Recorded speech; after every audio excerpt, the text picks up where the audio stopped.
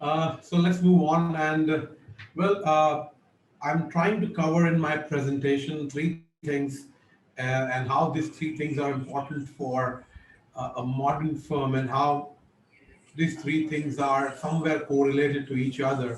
So I try and cover that. I know in a 30-minute session it's too much to cover, but would like to kind of give a glimpse of each and everything going through. So let's first take uh,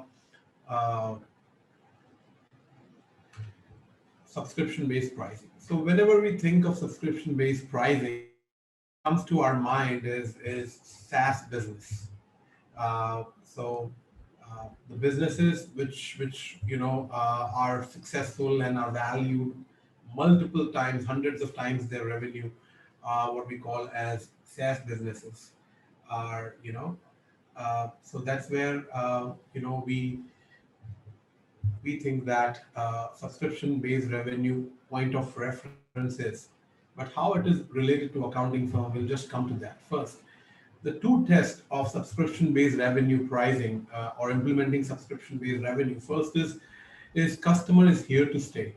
So it is not that this is a one-time activity that is required or one-time services that is required. Uh, this is a service that would that would be required you know by the customer, and customer is here and customer is going to stay with us. And the second test is recurringness of the requirement of the services. These are two important tests for implementing subscription based pricing, especially in SaaS businesses. And if you, as we all have seen that Microsoft and QuickBooks, those were desktop based software and were used to charge one time license fees, uh, have now transitioned to subscription-based model. As they all have migrated to cloud, they have so things have not changed. Well, what we have got is we can access these from anywhere, anytime, on any devices, and we don't have to worry about the backup. Security is high, so we now pay for service instead of the license. So same way, let's put this to test to our accounting business, and we if we see on an average, the life of a customer is about 6 years plus, and whatever the services are, whether it's taxes, planning, advisory, financial accounting, financial advisory, attestation, or budgeting, forecasting, whatever services they are providing, probably uh, the the services are reoccurring. So that's where these two tests kind of clears, uh, and that's where we can think of implementing subscription-based pricing. Time for polling question number one.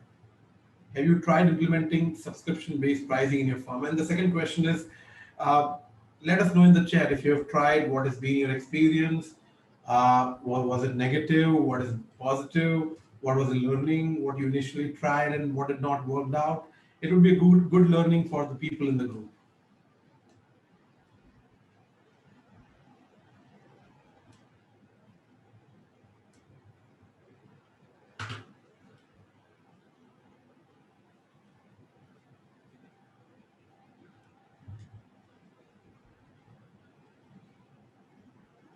Okay, so many of them has tried out and many of them have not, and many of them are thinking of trying out. So yeah, that's kind of a mixed feedback we have. Uh, well, let's move to the next slide. Okay, thank you. So, so the old business model. So as we see, the DNA of subscription-based pricing lies in SaaS business, wherein the requirement is reoccurring and the rule is client is here to stay. Uh, but accounting businesses are valued at 1 to 2 times their revenue compared to SaaS businesses. So the reason, so SaaS business are technology-driven business. Old accounting model was uh, dependent on three T's, which is transactional support, so that you work with your clients in order to help them with their transactions. The second T was talent sharing. So instead of they hiring talent in-house, you hiring, because they might not require that talent for full time. You hire the talent and you share it with your 4 or 5 or 10 clients. And the third T was on uh, technical expertise. So this was probably the three T's old accounting model. However, the things have changed, and what the driving force behind, implementation of subscription-based pricing is technology. So technology is the fourth T, where you have shared access as well as cost to technology between client automation. So technology and advisory goes hand in hand, hand in hand. So advisory somewhere is an important piece of subscription-based pricing. So the new model where apart from transaction support, talent, technical expertise, technology plays a very important role. Benefits of subscription-based pricing. I think most of us, we all know about the benefits. Just to recap, automated billing. So today there are so many apps and technology product available that clearly automates your billing process. So typically, I have seen in some of the old accounting firms that billings are approved by partners or senior partners and senior managers, that we need to give discount to the client, and we need to charge this much extra. So subscription based kind of factors in everything and automates your billing process. um, Second, it removes ambiguity. So uh, so typically, firms that charges by hour often wind up reacting to client issues rather than proactively addressing their needs. This is because when a client wants to reach out to you for advice, they have no idea whether their problem is for 15 minutes or for 15 hours. So subscription-based kind of pricing removes that perceived barrier and gives clarity in terms of what level of services you have opted for. If you want to upgrade, what sort of charges you have to pay. Similarly, what we have in the apps that we run, or we opt in for. So it removes ambiguity or any kind of assumption that you have in pricing. It brings a great pricing clarity, transparency in pricing. So sometimes your client think that they are charging probably X amount from me just because they are seeing higher profitability on my balance sheet, or they have seen, this year I have made so much money. It removes that kind of lack of transparency that probably perceived by your client, because subscription based pricing kind of put all your client under equal buckets, let's say 1, 2, and 3. So it brings in a lot of transparency, uh, scalability, and replicability. So well, on the front end, the client gets clarity on what deliverables, first of all, what services that they need, and what are the deliverables that they're going to get, and what is the price, and what package is good for them. On the back end, because you know what are the deliverables for each client, what is you going to charge, you can actually make it replicable. uh, so that's where, even if you want to scale your business or scale your firm, implementation of subscription-based pricing is one of the key things. And at the end of this presentation, in the last 10 minutes, we are actually going to study a practical case study of one of our clients. Um, Differentiate services. So you always want to make sure that, you have always learned that if you are able to productize your services uh, in a way that it appeals masses, you'll be able to scale. So that's what subscription-based pricing does for you. You'll be able to kind of differentiate, let's say, good, better, best package, and you will make sure, first of all, your client know that sometimes they don't need best services; they just need basic services. And also, it differentiate your basic services from your best services, and it also probably, some you don't end up serving, clients that require basic services. You don't end up serving, for best services. So those are the things that can be kind of taken care of. It's always easy for client to budget and to pay instead of charging a one hefty fee at the end of 6 months or a year. It's always good that you charge them for every month. And we have seen some of our clients, they are charging by week. So those are some of the benefits. We are actually going to I'm actually going to walk you through a practical case study of a firm of how they have implemented CFO services, CAS, and subscription in later part of this presentation and offshoring.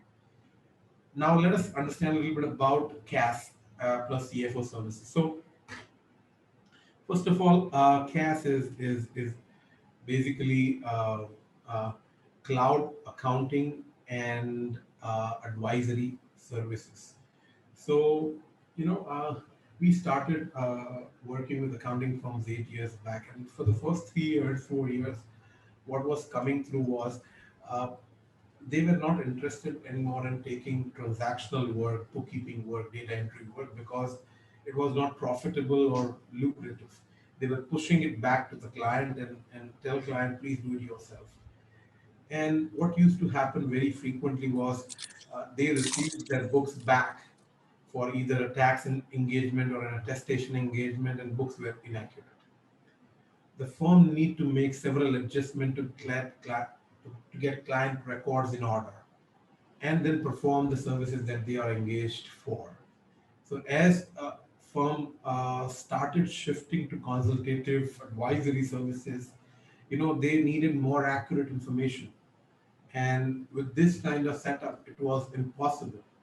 So that's where people started thinking, building those packages, value packages, wherein they created a bundle, wherein they can get a real-time information, accurate number. At the same time, they can provide the services that the client are looking for. So what they did was they bundled up transactional work with compliance, and then in turn bundled compliance and transaction work with advisory and CFO services. And a lot of firms have successfully kind of scaled this. So we are learning that transactional work is going to be automated in future. It has a lot automated, and it is still, there is still room for automation, but still transactional, not everything is going to be automated, at least for next 5 to 8 years. That's what I foresee. But yes, there will be significant automation in transactional work and compliance work. But still, accountant's role, as we discussed in our presentation, is going to be at the center of the ecosystem. So these things will remain and be rooted through accountant. Some of the softwares and tools would be only accessible to accountant and not to end client because they are not meant for them. Yeah. So that was, and then on top of that, once you have that with you, it is easy for you to get into the skin of the client, work with him closely, work with him in a way that that helps you understand how they're running their business and understand their operations in a deeper way, so that you can be in a position. And we have learned this from our clients number of times that what they have done is post integration of transactional compliance work in offshoring. Uh, as I said, their team and their partner time towards client has increased. And as probably I said in my previous session, that this increased face time with client has given them an option to do number of things. First, first their meeting were only and only for the past data and the historical things. Now 80% of the meeting are for future, and that's what client wants. So it could be, as I said, a client has lost, uh, your client has lost an important customer, and how their cash flow would look like 12 months from now. Or probably there is a situation where you need to forecast your 12 months expenses For example, pandemic has, such an exceptional situation in your in a business, and you need some forecasting, or you need to design an incentive plan, or you need expenses and budgeting, as per department or as per the field employees. So all those forward-looking things, which are integral part of businesses, started getting delivered to the client. So that has been a big change. Um, some of the times we come across questions that is there a market for CFO type services? Well, I'm a big fan of Shark Tank, and when we have often seen on Shark Tank that entrepreneurs come with their product or their some kind of a solution to a problem, and you have often seen that they are not handy with their numbers, that they don't know what their sales projections would look like, or what their past sales was. They don't know what is their numbers on cost of acquisition of per client. They don't know the numbers on several other areas. And that's where you see Mr. Wonderful Kevin comes in and say that your business needs adult supervision, or Mark Cuban would come in and say that you need an accountant, and for your business who can help you to stay on top of your numbers. That's very important. So uh, any and every small business, even mid-sized business in America, need this type of a role. Now, what has happened is that oftentimes they are looking outside. They will go to the placement companies. Sometimes they don't. They think that they are too small for hiring a CFO. So definitely those situations. Uh, because of those situations, you can actually have you have actually got an opportunity to provide interim CFO, or fractional CFO, or part-time CFO, or on-call CFO, or on-demand CFO, whatever you want to tell services. Very important piece here is you have to define the scope, and the only way you can do this, because you will not know beforehand what is going to happen. The two ways you can do is, one way you prepare your package and your value package, and you define that this is what we typically provide and this is our prices, and on top of that you start with the minimal services and you see what are the requirements, and then you scope it, because uh, the term and the nature of engagement varies significantly. So for demonstrating the value, you need to make sure the best way is to do it when you make real progress in first 2 months, and then scope it, because you cannot include everything in an assignment. How to replicate? So um, uh, one of our client, I was listening to the interview, and he told me that I'm a partner in a firm. I have senior managers and they have senior accountants, and then you have offshore team below that. What I need to do is, whatever I'm able to do, my senior manager needs to replicate that. And what they do, they need their senior accountant need to replicate that. And what senior accountant does, associate offshore needs to replicate that, if we want this business to scale.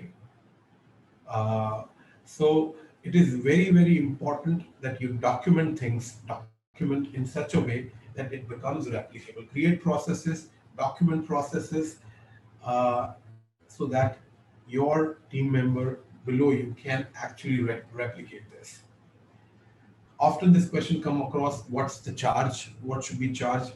So the client that I'm talking about, they charge client by the week, and their per engagement value anywhere ranges from $30,000 per year to about $200,000 per year for packaging the whole CAA, CAS together. I mean, transaction compliance, advisory, CFO.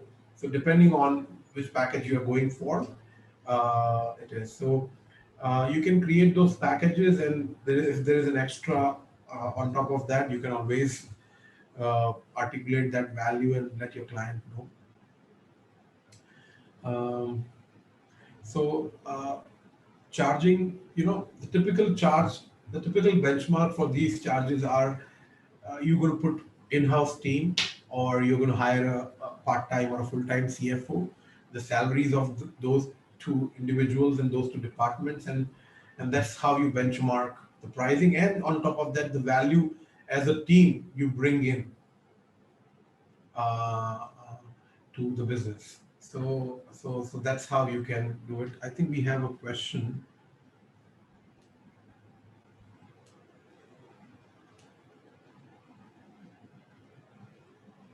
Mila says the challenge is subscription pricing is it gives away too much for too little. Um, well, you're right. Sometimes, while we try to design our pricing, what happens is uh, you typically try to give a lot of things in the base package itself. You need to make sure that things are valued, and we are going to take a case study of our firm, and it will actually highlight that you need how they have packaged and priced their services. Um, Rihanna has said it's way better. I had to raise my fees and I don't track time. Clients like knowing what their bill will each month. Yes, so it's better way to price. Um, so let's move on. The next segment, offshoring. So again, the disclaimer of me being biased on this, uh, offshoring can help you with this both. You can actually price competitively what you're trying to do. Uh, at the same time, it will protect your margins. So sometimes, as Mila said, that with subscription-based pricing, there is a challenge. It may kill your margin. Sometimes you try to give up. Sometimes you try to give away too many things for too little price. So you need to make sure that first of all it is priced for profitability and the value. And offshoring somewhere can help you price it competitively and protect your margins. Okay, and the same time it gives you a good room to make a little error if at all you have budgeting errors. Plus it helps you in delivering your checklist of services on your packages, so you can actually expand your service spectrum whenever you want to deliver services through subscription based pricing. And you want to bundle, there are a host of services that you're providing, so you want to make sure that your client is subscribed for whatever package it is. Uh, you end up delivering those services. An onshore team can, as we always say, have more focus towards client facing task. Rihanna has mentioned you find over time that you have to raise prices. It is still based on an estimate of hours, but thinking of value to the client is key. Instead of trying to give competitive hourly rate, I hired a coach to teach me how to do it. Okay, Rihanna, thanks for the feedback. Time for polling question number two, I think. Chris, can we launch that? Do you think offshoring can add a little value in implementing CAS, CFO services, subscription-based pricing?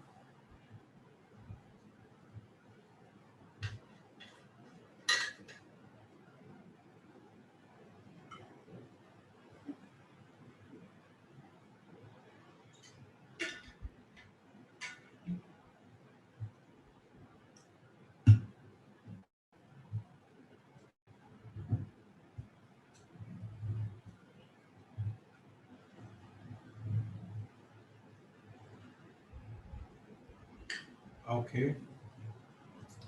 A significant 71% has answered affirmative.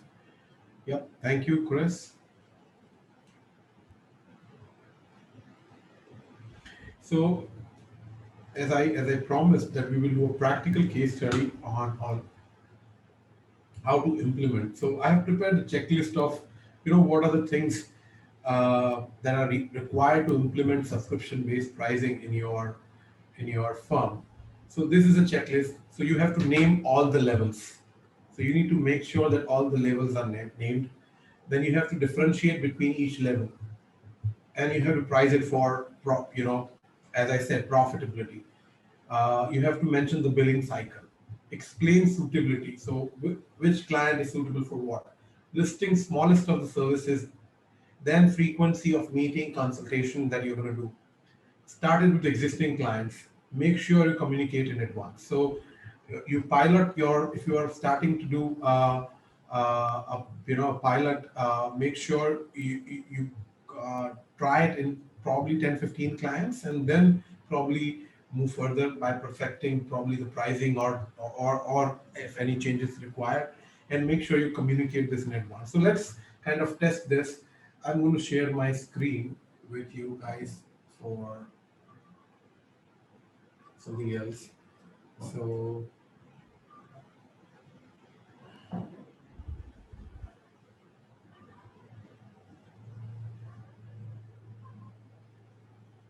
one second.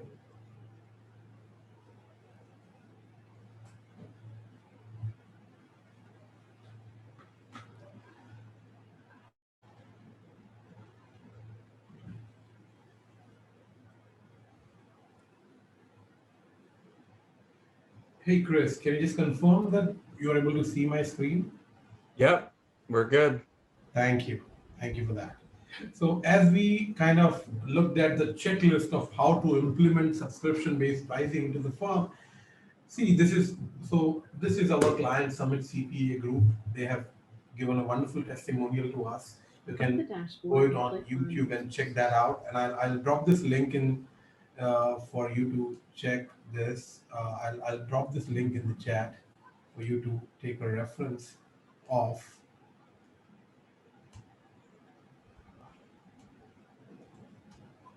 Okay. And Chris, can you drop Adam Hale video link into the group? Yeah. So, Sure. yep. So if you see, first of all, we talk about the first. They have named the level. So the first level of services is transactional. The second level they call is controllership level. Third level is what they call as CFO. So this is how they work with us. They have about 10 plus people team offshore working from our office in India, and their structure is they have a VCFO at the top, then they have two senior accountant onshore working remotely. They have a 50 people remote team, and each of the senior accountant is accompanied by an associate offshore working for senior accountant, reporting directly to senior accountant. So this is the services that they have.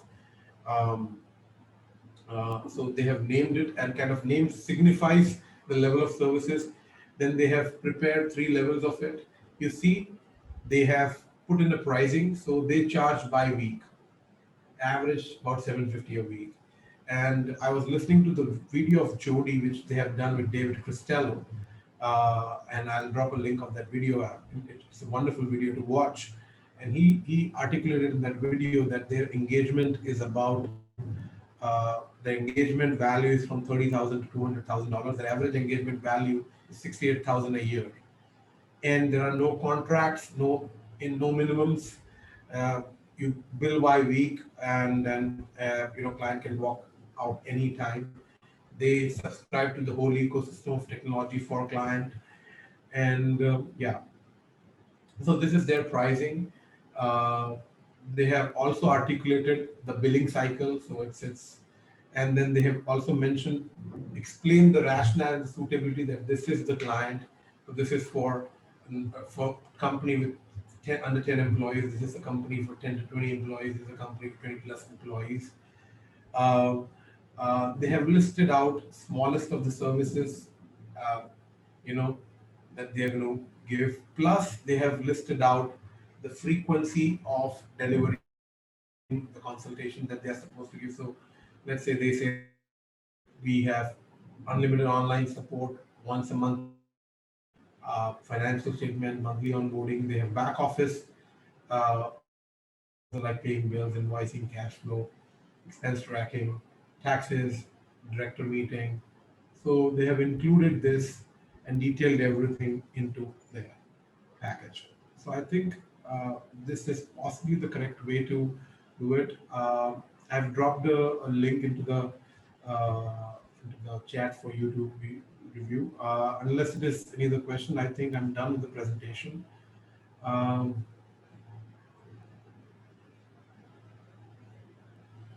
So Rihanna says that my client interacts with offshore team directly, but it took me a while to let go of control to allow that. Yeah, relinquishing control is often difficult, so that's pretty normal, and that's how Rihanna things have moved. Right. Yeah. Shawn, again, awesome. Thank you so much.